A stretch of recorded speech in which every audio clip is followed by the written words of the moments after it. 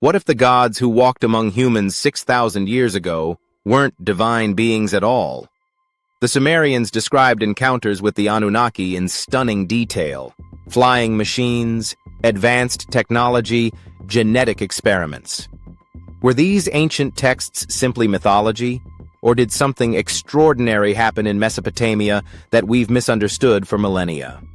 Around 4500 BCE, something remarkable happened in southern Mesopotamia.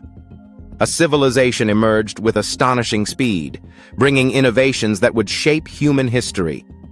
Writing, the wheel, sophisticated irrigation systems, and complex mathematics all appeared within a relatively short period. The Sumerians didn't just build cities, they created the blueprint for civilization itself. But perhaps the most fascinating aspect of Sumerian culture lies in their texts. Thousands of clay tablets survived the millennia, preserving stories that have sparked intense debate. These texts speak of the Anunnaki, beings who descended from the heavens, established the first cities, and claim to have created humanity itself. Who were these mysterious entities? And what can their stories tell us about ancient history? According to Sumerian mythology, the Anunnaki were a group of deities who played a central role in creation and governance. The name itself roughly translates to those who came from heaven to earth, or princely offspring. These weren't distant, abstract gods. Sumerian texts describe them in remarkably tangible terms. The tablets portray the Anunnaki as physical beings who ate, drank, fought wars, and engaged in complex political machinations. They had hierarchies, family relationships, and very human-like emotions. The chief among them included Anu, the sky god. Enlil was lord of the wind. Enki served as god of water and wisdom. What makes these descriptions particularly intriguing is their specificity. The texts don't speak in vague spiritual terms. They provide detailed accounts of the Anunnaki's activities, their conflicts, and their interactions with humanity. This concrete nature of the accounts has led some researchers to question whether these might be historical records rather than pure mythology. One of the most debated Sumerian texts is the Atrahasis epic, which describes the creation of humanity. According to this narrative, the Anunnaki faced a labor problem. Lesser gods were exhausted from the hard work of maintaining civilization, and they rebelled. To solve this crisis, Enki proposed creating a new being, humans, who would take over the labor. The text describes a process involving the blood of a god mixed with clay. Some interpret this as suggesting a form of genetic manipulation. From a literal interpretation perspective, some researchers point to this as potential evidence of genetic engineering.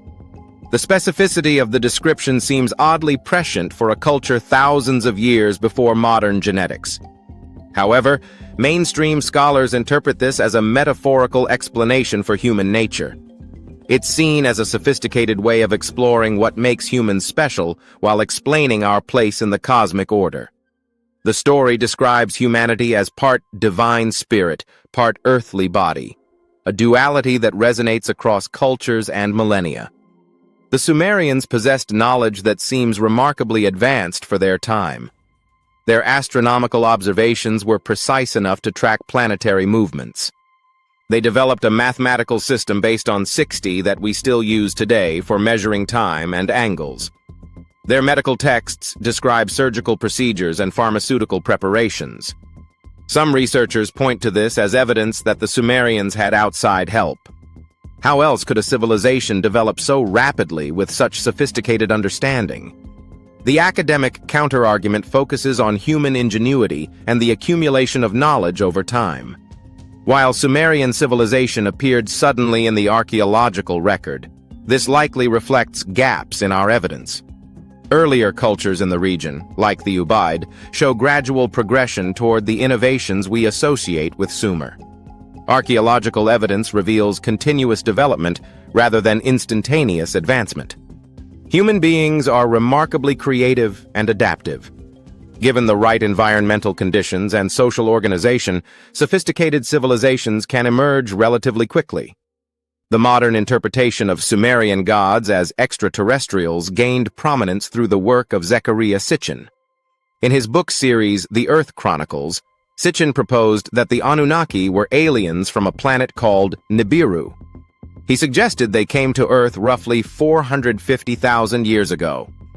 Sitchin's theory suggests they came seeking gold for their planet's atmosphere. They genetically engineered Homo sapiens by combining their DNA with that of Homo erectus. The flying vehicles mentioned in texts were spacecraft, and the weapons of the gods were advanced technology. This interpretation has captured popular imagination, influencing countless books, documentaries, and television series. It offers a seemingly coherent explanation for various mysteries: advanced ancient knowledge, megalithic construction, and the sudden emergence of civilization. However, Sitchin's translations and interpretations have been heavily criticized by scholars specializing in ancient Mesopotamian languages. They argue that he mistranslated key terms and misunderstood cultural context. Critics say he cherry-picked evidence while ignoring contradictory information. Academic consensus views Sumerian gods as mythological beings created to explain natural phenomena and provide cultural meaning. This interpretation doesn't diminish their importance, quite the opposite. Mythology served crucial functions in ancient societies. The Anunnaki represented forces of nature, cosmic principles, and social structures. Enlil's domain over wind and storms reflected the region's dependence on weather patterns. Enki's association with water highlighted the critical importance of the Tigris and Euphrates rivers. These weren't attempts to record historical events, but sophisticated ways of understanding and relating to the world. Religious narratives also legitimized political power. Sumerian kings claimed divine sanction from the Anunnaki, establishing their right to rule. Temple complexes served as administrative centers as well as religious sites. The mythology wasn't separate from practical governance. It was integral to how society functioned. Furthermore, scholars note that ancient peoples thought differently about truth and history than we do today. The distinction between literal fact and metaphorical meaning wasn't as rigid. Stories could be true in their cultural and spiritual significance without being historically accurate in the modern sense. This doesn't make the stories less valuable, it makes them more complex and nuanced. Much of the controversy surrounding Sumerian texts stems from translation challenges. Sumerian is a language isolate with no known relatives, making interpretation difficult. Many key terms have multiple possible meanings depending on context. Take the word Gugal, sometimes translated as giant or overseer.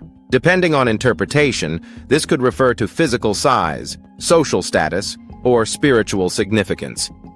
When texts describe the Anunnaki as coming from heaven, the Sumerian word An can mean sky, heaven, or simply above. This ambiguity allows for vastly different interpretations. Critics of the ancient astronaut theory point out that translators must consider the entire cultural and linguistic context. When you examine Sumerian texts holistically, they align with patterns found in other ancient mythologies worldwide.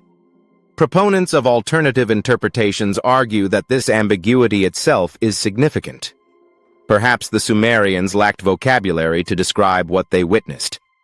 They used the best approximations available with their language and cultural framework.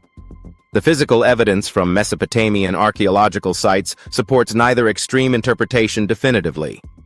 We have sophisticated temples, advanced irrigation systems, early writing samples, and artistic depictions of the gods. But what do these actually tell us? No artifacts definitively prove extraterrestrial contact.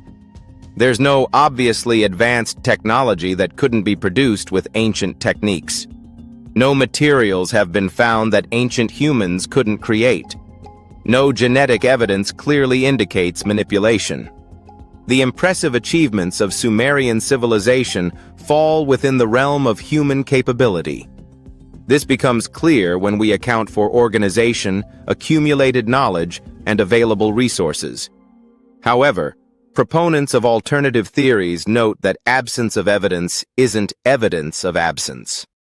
Ancient sites have been looted, destroyed, and buried for millennia. We've only excavated a fraction of potential archaeological sites. Could crucial evidence remain undiscovered beneath the sands of Iraq? The archaeological community emphasizes that extraordinary claims require extraordinary evidence. The standard of proof for extraterrestrial intervention must be significantly higher than for conventional explanations.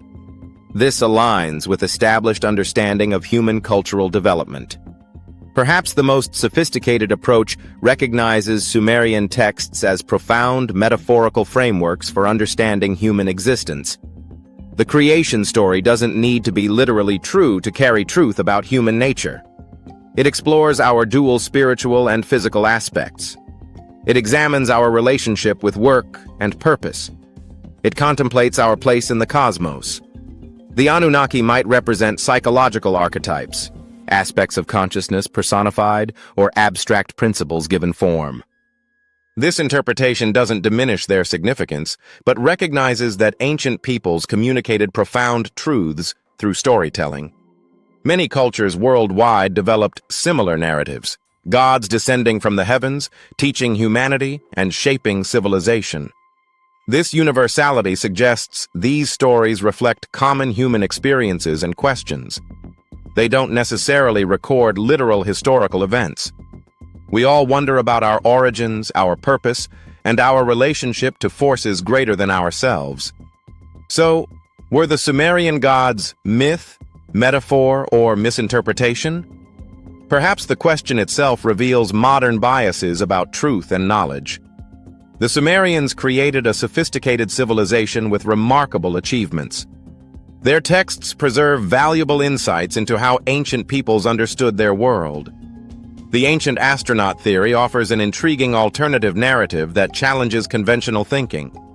While it lacks support from mainstream scholarship, it encourages us to question assumptions. It reminds us to remain open to unconventional possibilities. The mainstream interpretation provides a comprehensive framework grounded in linguistic analysis, archaeological evidence, and comparative mythology. It recognizes the sophistication of ancient thought without requiring extraordinary explanations. Both approaches have value in different contexts. Ultimately, the debate reveals as much about us as it does about ancient Sumer. How we interpret these texts reflects our own cultural context and epistemological frameworks. It shows our willingness to entertain different possibilities. The Anunnaki remain fascinating precisely because they challenge us to think deeply. They push us to question our assumptions about knowledge, interpretation, and the nature of truth itself. What's your interpretation? Do you see these ancient texts as mythology, historical records, or something in between? The conversation continues. And perhaps that ongoing dialogue is the real value of these ancient mysteries.